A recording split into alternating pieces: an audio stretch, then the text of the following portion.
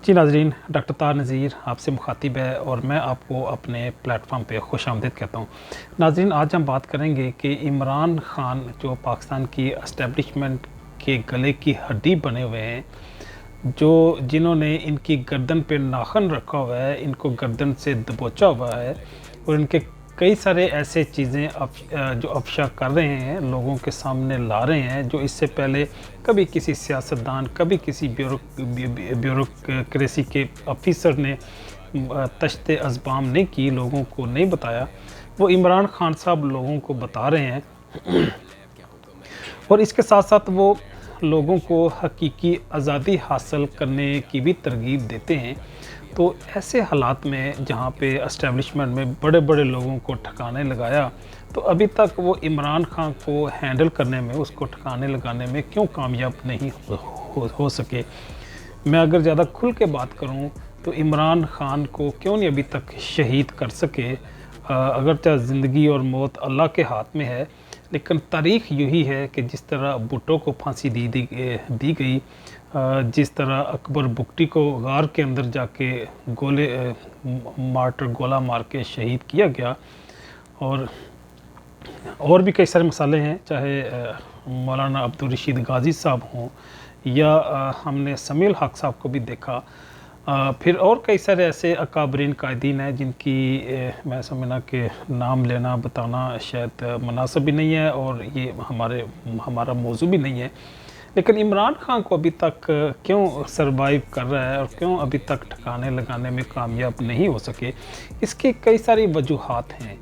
उन वजूहात का आज हम जायज़ा लेंगे।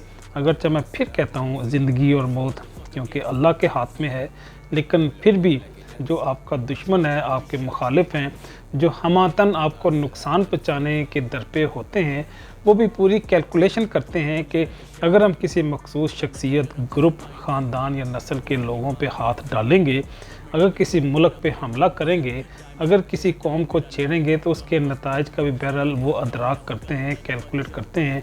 तो अभी तक शायद वो कैलकुलेट नहीं कर पाए कि कितना बड़ा नुकसान होगा और इंटरनेशनली और मकामी सतह पे इसके नताइज किस अंदाज के, किस इंटेंसिटी के होंगे। शायद वो अपना होमवर्क कंप्लीट नहीं कर पाए, या मुमकिन उन्होंने अपना होमवर्क कर लिया हो, लेकिन उसके नताइज से क्योंकि ये ख़ाइफ हैं, जिसकी बुनियाद पे वो कोई अमली कदम उठाने से गरेज़ा हैं। सबसे बड़ा फैक्टर ये है कि कुछ माल हैं वो मखसूस कौमों और ग्रोहों में बिकते हैं। दुनिया की मुख्तलिफ़ तहज़ीबें या फ़िरके या मज़हब, उनमें कुछ मखसूस मौज़ू, कुछ मखसूस शख्सियात या कुछ मखसूस फ़िक्र बिकती है। हम जिस तरह हम इसकी मिसाल देंगे कि सहाबा रज़ी अल्लाह अन्हा की तकरीम के हवाले से, हुर्मत के हवाले से सुन्नियों में अगर कोई बात की जाए तो वो इससे बड़े खुश होते हैं। इसी तरह इमाम हुसैन की शहादत का जो अलमनाक वाक़या हुआ, इसकी अहले तशय्युअ में अगर बात की जाए तो वो इस चीज़ की बड़ी तहसीन करते हैं। और इसी तरह और कई सारी ऐसी बातें और मौज़ू हैं वो मखसूस कौमों और लोगों में ही बनती और चलती हैं। दूसरे मज़ाहब या मसालक या जो कौमें हैं या रियासतें हैं या तहज़ीबें हैं, वो उनको अप्रिशिएट नहीं करती। इसी तरह से अगर तालिबान की बात करें, अगर अल-कायदा की बात करें, फंडामेंटलिस्ट की बात करें, इस्लामिक टेररिस्ट की बात करें, तो ये माल, ये सौदा मगरब में बिकता है। इसको अमेरिका भी ख़रीदेगा, इसको यूरोप भी ख़रीदेगा, ये फ़्रांस में भी पॉपुलर होगा, ये यूके में भी बात चलेगी और वो इसको अप्रिशिएट भी करेंगे, इसकी तहसीन भी करेंगे। हाँ, उन्होंने ईद वाले दिन, अभी बकरा ईद आने वाली है, ईद उल अज़हा आने वाली है, इसी दिन इराक़ के सदर सद्दाम हुसैन को फांसी दे के मुस्लिम उम्मत को, मुसलमानों को, पूरी दुनिया को पैगाम दिया था कि जो भी हमसे टक्कर लेगा उसका ये अंजाम होगा। तो ये माल मगरब में बिका और लोगों ने इसको अप्रिशिएट किया। इसी तरह से और अगर मैं बात को आगे बढ़ाऊं तो अगरचा लाल मस्जिद पे अटैक करना یہ قیام پاکستان کے مقاصد کے خلاف تھا، ہم اس بات پہ نہیں بات کرتے، ہم اس موضوع پہ بات نہیں کرتے کہ وہاں پہ کون لوگ تھے، کیا کرتے تھے، ان کا مشن کیا تھا. لیکن خانہ خدا پہ اٹیک کرنا اور جس ایشو کا ایک سیاسی حل آپ کے پاس موجود ہو اس کا آپ فوجی اور عسکری حل کر دیں اور اپنے آقاؤں کو، مغربی تہذیبوں اور قوموں کو آپ خوش کرنے کے لیے ایک قدم اٹھائیں تاکہ آپ کی پاپولیرٹی زیادہ ہو، تو یہ میں سمجھتا ہوں کہ مغرب میں مال بکا، لیکن پاکستان کے لوگوں نے اس کی تحسین نہیں کی، اس کو ایکسیپٹ نہیں کیا اور اس کے خلاف انہوں نے احتجاج ہی کیا، اور اس زخم کو آج بھی پاکستانی قوم بھولی نہیں ہے. جو میں بات کرنا چاہ رہا ہوں وہ یہ ہے کہ عمران خان کا کوئی خریدار نہیں ہے. اگر فرض کریں عمران خان کو کچھ ہوتا ہے تو مغربی پوری تہذیب انہیں کیونکہ جانتی ہے اور انہیں کرکٹ کی حیثیت سے بھی جانتی ہے. ان کی جو ہیلتھ اور میڈیکل سائنس میں جو کنٹریبیوشن ہے کینسر کے حوالے سے جو انہوں نے ٹریٹمنٹ دے رہے ہیں پوری دنیا میں اور پاکستان میں اندر خصوصاً، وہ بھی اس سے بھی لوگ شناسا ہیں. اور ان کی کیونکہ ایجوکیشن یو کے کی ہے اور وہیں پہ ان کی جوانی گزری اور یہ مغربی تہذیب کا ہی ان کا رہن سہن ہے، تو یہ کیونکہ پوری دنیا میں ایک پرٹیکولر ریپوٹیشن رکھتے ہیں، تو اس لیے اس کو ایک مخصوص اینگل سے دنیا کے سامنے پیش کرنے میں بھی اسٹیبلشمنٹ ناکام ہوگی اور اسے ہونا چاہیے. یہ بھی ایک فیکٹر ہے جس کی وجہ سے عمران خان ابھی تک زندہ ہیں. اگلی بات یہ ہے کہ عمران خان نے یورپ میں کیونکہ شادی کی، ان کی پہلی جو خاتون وائف تھی، ان کی جو بیوی تھی جناب جمائمہ صاحبہ، وہ کیونکہ مسلمان ہوئیں اور ان سے ان کے 2 بچے بھی ہیں. تو اس طرح سے مغرب میں اور جو وائٹ پیپل یا وائٹ نیشنز یا وائٹ ریس میں ان کا ایک رشتہ بھی موجود ہے. اس رشتے کی وجہ سے بھی یہ مغرب کی تہذیبوں میں ایک نمایاں شہرت رکھتے ہیں، مطلب گمنام نہیں ہیں، دوسرے سیاستدانوں کی طرح غیر معروف نہیں ہے، لوگ انہیں جانتے اور سمجھتے ہیں. تو اس لیے یہ بھی ایک فیکٹر ان کی شہادت میں آڑے ہے. ہم دیکھتے ہیں کہ عمران خان کوئی روایتی عالم نہیں ہے. ٹھیک ہے، ایاک نعبد و ایاک نستعین کا تو نام لیتا ہے، لیکن اس کو حدیث، تفسیر، منطق، تاریخ، پھر اسماء اور رجال، پھر اسلام کے جو فنڈامنٹل ایلیمنٹ ہیں کہ ریاست کے خد و خال کیسے ہوتے ہیں، یہ کس طرح سے اسلامی تناظر میں کاروبار چلتا ہے حکومت کا، اس اعتبار سے یہ نابلد ہیں. اگر اس کو جانتے ہوتے تو میں نہیں سمجھتا کہ پاکستان کی اسٹیبلشمنٹ یا انٹرنیشنل اسٹیبلشمنٹ انہیں کسی بھی صورت میں پاکستان کے وزیر اعظم کی حیثیت سے قبول کرتے. انہیں یہی پتہ تھا کہ یہ ایک لبرل آدمی ہے، اسلام کو ممکن ہے اپنے سیاسی مقاصد کے لیے تو استعمال کرتا ہو، لیکن عملی میدان میں جب حکومت چلتی ہے، جب نظام بنتا ہے، جب فیصلے ہوتے ہیں تو اس میں شاید یہ اسلام کو اس طرح سے کنسیڈر نہ کرتا ہو جس طرح افغانستان میں ہوتا ہے، جس طرح ایران میں ہوتا ہے، جس طرح آج کل ترکی میں ہونا شروع ہو چکا ہے. اس انداز میں یہ نہیں لیتے، تو اس لیے یہ بڑی ایزیلی اسٹیبلشمنٹ کے لیے قابل قبول بھی ہو گئے اور اس وجہ سے شاید یہ ابھی تک محفوظ ہیں. اگلی بات یہ ہے کہ ہم یہ بھی سمجھتے ہیں کہ عمران خان ابھی تک جماعت اسلامی سے دور ہے. اس کی پاکٹ میں، اس کے کنیکشن میں، ٹھیک ہے جماعتیں تو ہو سکتی ہیں لیکن اس کا کسی مذہبی جماعت کے ساتھ براہ راست تعلق نہیں ہے. جس طرح اسلامی جمہوری اتحاد بنی تھی، جس طرح قومی اتحاد بنا تھا، اس طرح کا اس کا نہ کسی مذہبی سیاسی جماعت سے اتحاد ہے اور نہ ہی یہ شاید اس کا ایک سوٹیبل کینڈیڈیٹ ہے. جماعت اسلامی کو جنرل شجاع پاشا نے الگ رکھا اور اس سے بھی یہی ہدایات جاری کی کہ کسی صورت میں جماعت کے ساتھ کولیبریشن نہیں کرنی.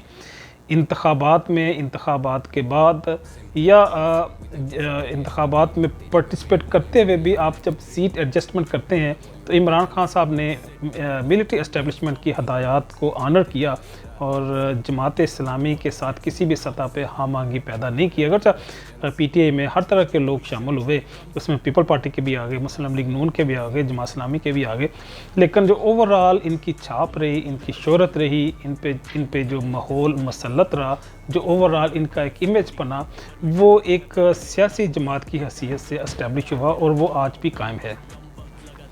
تو یہ بھی کیونکہ ایک ان کی پارٹی کی ایک میں سمجھتا ہوں کہ خوبصورتی ہے, یا ان کی پارٹی کا ممکن ہے ایک مثبت پہلو ہو جو ان کو ابھی تک محفوظ رکھے ہوئے ہے, ان کو فنڈامنٹلزم اور ٹیررزم کی طرف لے کے نہیں جاتا, جو ابھی تک ان کو منظر سے ہٹانے میں اسٹیبلشمنٹ کے لیے بڑی رکاوٹ ہے. ہم بات کو آگے بڑھاتے ہیں. عمران خان کی ایک انٹرنیشنل ریپوٹیشن ہے, وہ چاہے کرکٹ کے حوالے سے ہو, کیونکہ انہوں نے پاکستان کے لیے ورلڈ کپ بھی ون کیا, تو اس اعتبار سے ان کے پوری دنیا میں فینس ہیں. تو ان کی پاپولیرٹی, ان کی شہرت, ان کی مقبولیت بھی اسٹیبلشمنٹ کو ان کو ٹھکانے لگانے کے حوالے سے ایک بہت بڑی رکاوٹ ہے.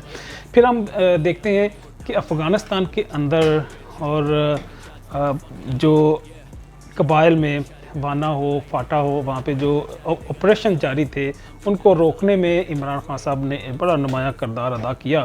ان کا بڑا ایک فکرہ معروف بھی ہوا کہ ایبسولوٹلی ناٹ. تو اس کا مطلب ہے ہم جنگی اعتبار سے تو ہم یورپ کی, یو این کی, امریکنس کی ہم ہیلپ نہیں کریں گے. ہاں, اگر وہاں پہ امن لانا چاہیں, اگر جنگ کو ختم کرنا چاہیں, اگر وہاں سے نکلنا چاہیں, تو سیف ایگزٹ دینے کے اعتبار سے تو پاکستان ان کو سپورٹ اور ہیلپ کر سکتا ہے, لیکن جنگی اور عسکری اعتبار سے پاکستان کی فوج ہے یا پاکستان کی حکومت انہیں سپورٹ نہیں کرے گی. تو یہ ایک ایسا موقف تھا, ایک ایسی خوبصورت پالیسی تھی جس کی افغانوں نے بھی بڑی قدر کی, اور ایک مدت کے بعد انہیں ان کی مرضی کا ایک راستہ ملا. اور افغانستان پہ عمران خان کا ایک احسان ہے کہ جب حکومت چینج ہوئی, جب حامد کرزئی صاحب ایک طیارے میں بیٹھ کے اپنی کابینہ کے ساتھ وہاں سے فرار ہوئے, تو جو اقتدار کا انتقال ہوا وہ بھی بڑی خوبصورتی سے اور امن کے ساتھ انتقال ہوا. حالانکہ حامد کرزئی عمران خان سے ملنا چاہتا تھا, تو اس نے کہا تھا اگر ملنا تھا تو آپ تب کیوں نہیں ملے جب یہاں پہ امریکن تھے, تو جب امریکن جا رہے ہیں تو تم مجھ سے مل رہے ہو. تو اس نے اس سے بات نہ کر کے, اس سے مذاکرات نہ کر کے, اس کو کوئی سہولت فراہم نہ کر کے, میں سمجھتا ہوں کہ افغانستان پہ طالبان پہ احسانات کیے, اور وہ بڑا اصولی فیصلہ تھا. اور اس اصولی فیصلے کی وجہ سے عمران خان کی افغانستان کے اندر پختون بیلٹ میں ایک قدر ہے, ان کی ایک عظمت ہے, ایک فضیلت ہے. تو لوگ اسی عزت کی بنیاد پہ کسی صورت میں اس کو نقصان پہنچانے کی فیور نہیں کریں گے, اس کو بلکہ یاد رکھیں گے. اس کا ممکن ہے کسی نہ کسی انداز, کسی نہ کسی شکل میں بدلہ بھی لیں.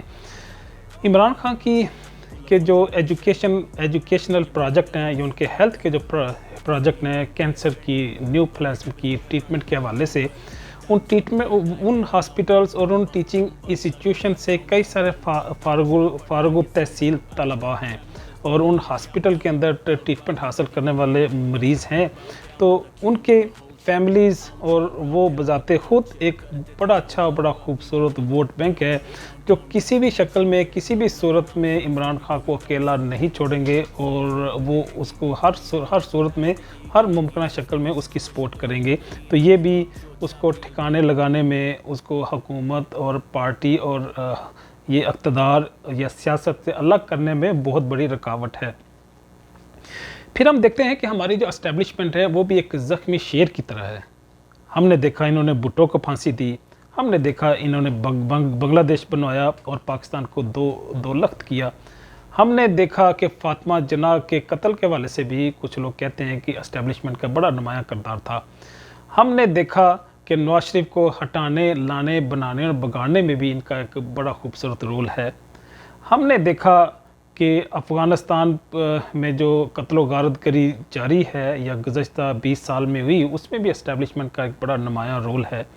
ہم دیکھتے ہیں کہ اسٹیبلشمنٹ کا لوگوں کو اغوا کرنے کے حوالے سے, ان کو آگے پیچھے کرنے, مطلب ان کو لے کے اور نامعلوم ٹھکانوں میں رکھنے کے حوالے سے بھی ایک بڑی بری شہرت موجود ہے. وہ چاہے بلوچستان میں ہو، چاہے KPK میں ہو، اب تو پنجاب میں بھی وسیع پیمانے پہ بھی گرفتاریوں کا جو سلسلہ شروع ہوا ہے، یہ بھی ان کی بزدلی اور ان کی کمزوری کی غمازی کرتی ہے۔ تو شاید یہ اب مزید ظلم اور ستم کرنے کی سکت نہیں رکھتے، یہ اب ایسے نہج پہ اپنے آپ کو لے آئے ہیں کہ جہاں پہ ظلم مٹ جاتا ہے۔ وہ کہتے ہیں نا کہ ظلم جب حد سے بڑھ جاتا ہے تو وہ پھر مٹ جاتا ہے، تو اس لیے اب اس کے اختتام کا موقع ہے اور اس کے اختتام کا وقت ہے، اور اس نے اپنے انجام کو پہنچنا ہی پہنچنا ہے۔ اور یہ قدرت، فطرت اور جبلت کا، اللہ کا بھی اصول ہے کہ ظلم بہرحال ایک جب اپنی انتہا کو پہنچتا ہے تو مظلوم کی آہیں جب سیدھی آسمان پہ عرش پہ جاتی ہیں تو عرش کو ہلاتی ہیں جب، تو ان کی دعائیں اور ان کی بد دعائیں رد نہیں ہوتی۔ تو اللہ پاک نے شاید ان مظلوموں کی بات سن لی ہے، جن کے عزیزوں کو انہوں نے اٹھا لیا اور عرصہ دراز تک اٹھایا ہوا ہے، کسی عدالت میں پیش نہیں کرتے، کبھی یہ ہیلی کاپٹر سے اٹھا کے نیچے پھینک دیتے ہیں، کبھی کسی نامعلوم جگہ پہ جا کے گولیوں سے بھون دیتے ہیں، اور بغیر کسی مقدمہ کے اپنے پاس رکھتے ہیں۔ ہمارے ارشد شریف ہمارے بھائی کو کینیا میں جا کے ان کے بہا پہ جو ان کو شہید کیا گیا، عمران ریاض خان ابھی تک لاپتہ ہے۔ تو بہرحال ایک حد تک ہی ظلم اور ستم اور جبر برداشت ہوتا ہے، اس کے بعد قدرت بھی اپنا بدلہ لیتی ہے، فطرت بھی اپنا انتقام لیتی ہے۔ کوئی شاید وہ آج موقع آ گیا ہے کہ قدرت اور فطرت خود ان سے انتقام لے گی۔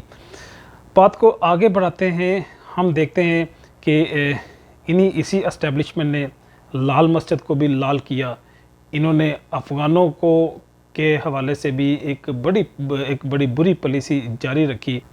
ہم دیکھتے ہیں کہ سانحہ ماڈل ٹاؤن ہوتا ہے، 10 سے زیادہ لوگوں کو آپ شہید کر دیتے ہیں۔ پھر ہم دیکھتے ہیں کہ سانحہ یتیم خانہ چوک ہوتا ہے کہ ناموس رسالت کی خاطر احتجاج کرنے والوں کو آپ گولیاں مار کے شہید کر دیتے ہیں۔ واقعہ ساہیوال ہوتا ہے، اور یوں ہی عاصم منیر صاحب اس وقت ISI کے چیف تھے، اور اس بات کو ماننے پہ آمادہ ہی نہیں تھے کہ وہ تخریب کار نہیں تھے۔ وہ معصوم بچے کس طرح سے تخریب کار ہو سکتے ہیں؟ اور کچھ لوگ کہتے ہیں کہ عمران خان اور عاصم منیر کا وہ پرانی ایک چل رہی ہے ان کا اختلاف، تو اسی کا شاید یہ سرغنہ ہے یا تسلسل ہے کہ عاصم منیر بدلہ لے رہا ہے عمران خان سے۔